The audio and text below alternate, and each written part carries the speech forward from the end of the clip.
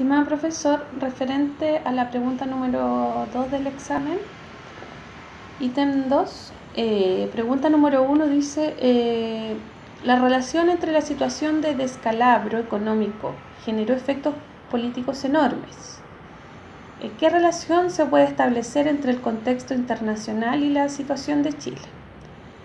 Bueno, podemos decir que en la mitad de la década del siglo de la década del 1920 vivió una sensación de prosperidad económica en nuestro país, estimulada por una fuerte expansión de gasto público del gobierno del presidente Ibáñez del Campo. Esta estaba destinada a modernizar la infraestructura productiva del país. Sin embargo, el auge tuvo origen en un alto endeudamiento externo, producto de los créditos de dólares que fluían desde Nueva York, que imponía como la nueva capital financiera del mundo. En Chile, por ejemplo, la mayor parte de las políticas económicas de la administración de Ibáñez fueron financiadas con préstamos norteamericanos otorgados con grandes facilidades de pago. ¿Ya? Esta situación supeditó la economía de Chile a los vaivenes del comercio internacional, a las variaciones del valor del dólar, amenazado constantemente por las tensas relaciones europeas de la posguerra.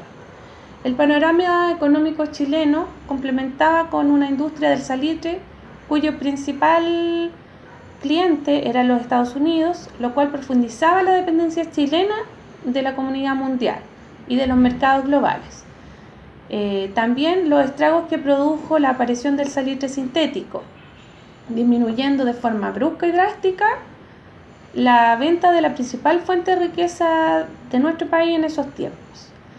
La crisis económica mundial del 1920 hizo remecer a la economía chilena, ya que se resintieron todas las actividades productivas, afectando los ingresos fiscales y las divisas. Chile fue uno de los países más golpeados por esta crisis, sobreviniendo entonces la paralización de faenas, la cesantía y las quiebras. Se produjo una intensa agitación social contra el presidente Ibáñez, quien renunció en julio de 1931, sumiendo de paso al país en un periodo de gran anarquía nacional. Alessandri, luego de la renuncia del presidente Ibáñez del Campo, había tenido una fuerte ligación con los inversionistas ingleses. Ibáñez se convirtió aliado de los norteamericanos. A esto le aseguró los monopolios del cobre, de la energía eléctrica, del salitre, de los tranvías y del comercio. En el caso de la compañía salitrera, es un ejemplo típico que fue formada en el año 1930, en la cual se le entregó el 50% de las utilidades a los capitalistas norteamericanos, ya suprimiéndole las reservas, los pagos por derechos de exportación. Por lo tanto, los capitales en Chile estaban netamente sumergidos entre los norteamericanos, los ingleses y los alemanes, donde ellos manejaban la gran cantidad de dólares que se movían. Ya durante todo ese proceso, los países como por ejemplo la bolsa de Nueva York se desploma de manera así abrupta, dando paso a una gran depresión que afectó profundamente a la economía mundial durante todos los años siguientes. ¿Ya?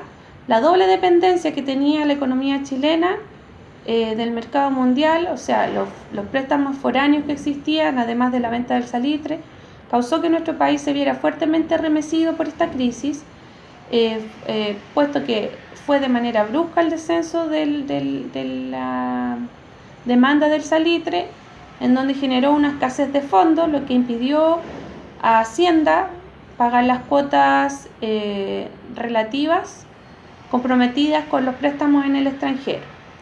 ¿Ya? Esta aparente prosperidad con el endeudamiento mantuvo a Chile sumida en una gran crisis financiera mundial. Por lo tanto, la banca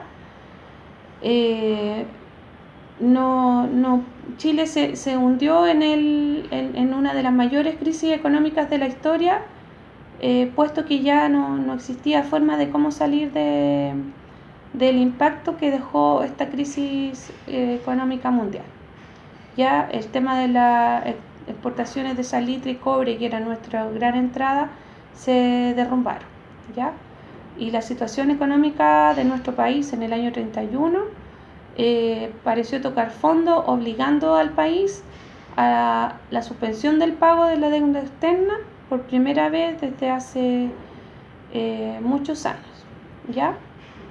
En donde la sociedad chilena en ese momento fue sacudida de forma muy violenta con el impacto de la crisis, ¿ya? De acuerdo, siguiendo con la pregunta número 2, dice: ¿cómo evaluaría el rol de las Fuerzas Armadas, los trabajadores y la élite social en el contexto de la crisis económica de los años 30? Ya, como mencionaba antes, miles de cesantes recorrieron las calles de las ciudades y los campos. Cientos de obreros salitreros volvieron sin esperanza y recursos desde el norte. En Santiago, el gobierno, a través de comités de ayuda a los cesantes, debió alimentar y albergar a miles de familias, ¿ya? En esta década del 30 surgió mucho la venta y transferencia de tecnologías militares europeas, en las cuales contribuyeron a modernizar los nacientes estados del tercer mundo, o sea, países como Argentina, Brasil, Chile y Perú, en donde se generaban problemas fronterizos. Demandaron y compraron arsenales de especies militares para poder surtir sus fuerzas armadas, ¿ya? Las intervenciones militares entre los años 1934 y 1932 impulsaron una reforma del Estado y de la economía, ¿ya? A pesar, ellos tuvieron un gran poder, pero no comandaron la intervención pública y la industrialización, ni fueron parte de la alianza de los empresarios que dirigió el desarrollo de las décadas posteriores. Más tarde, las Fuerzas Armadas tomaron otra dirección. Apoyaron el liberalismo económico, la apertura externa y la desindustrialización, ¿ya? También el rol de los trabajadores generó un movimiento llamado movimiento obrero, ¿ya? El cual estaba dividido y en crisis debido a la sindicalización legal, que inicialmente fue rechazada por comunistas y anarquistas, que la mayoría de los obreros apoyó. Por su parte, el corporativismo, el gobierno de Carlos Ibáñez había intentado controlar el movimiento obrero, fundado en el año 30, a través de la Confederación de Sindicatos de Chile, liderada por Carlos Holguín, un dirigente panadero, y más tarde la Unión General de Obreros y Empleados de Chile. Sin embargo, pese a los esfuerzos del gobierno por controlar el movimiento, este convirtió en un factor de caída. Durante el gobierno de Alessandri, la agitación social y las huelgas estuvieron a punto de desestabilizar el gobierno en el año 33, lo que llevó al mandatario a tratar de disolver estos movimientos, ¿ya? También el tema de la élite en los años 30, las mujeres tomaron un rol muy participativo, ¿ya? Estas debían estar relegadas al ámbito político, distantes del incipiente ingreso femenino a la universidad y más aún al trabajo asalariado. Sin embargo, aunque las mujeres de alcurnia se desenvolvían en espacios más íntimos, esto no las privó de socializar con sus pares ni de cultivar su imagen, ¿ya? Ellas estaban a cargo del cuidado de sus hijos, de la educación, de los asuntos domésticos.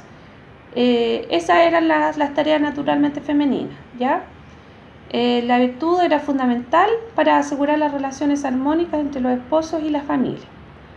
Las actividades religiosas también eran otras que caracterizaban a la élite, y las actividades caritativas, ¿ya? Ellas sustentaban aquella virtud de forma individual o familiar. En distintos grados, para la mayoría de las mujeres de élite, la espiritualidad y los ideales femeninos se debían convivir con ese tipo de sociabilidad, ¿ya? Todos estos factores fueron fundamentales. Las Fuerzas Armadas, para poder llevar un orden a lo que estaba sucediendo con la anarquía en ese país, los trabajadores que empezaron a agruparse y a aunar sus derechos, y la élite social en el país, que mostraba a empresarios que fueron incipientes personajes, en donde ellos aprovecharon parte de esto con las nuevas leyes que fueron surgiendo, y las mujeres que fueron un gran apoyo a mantener todo esto en orden. Eso sería todo. Buenas tardes.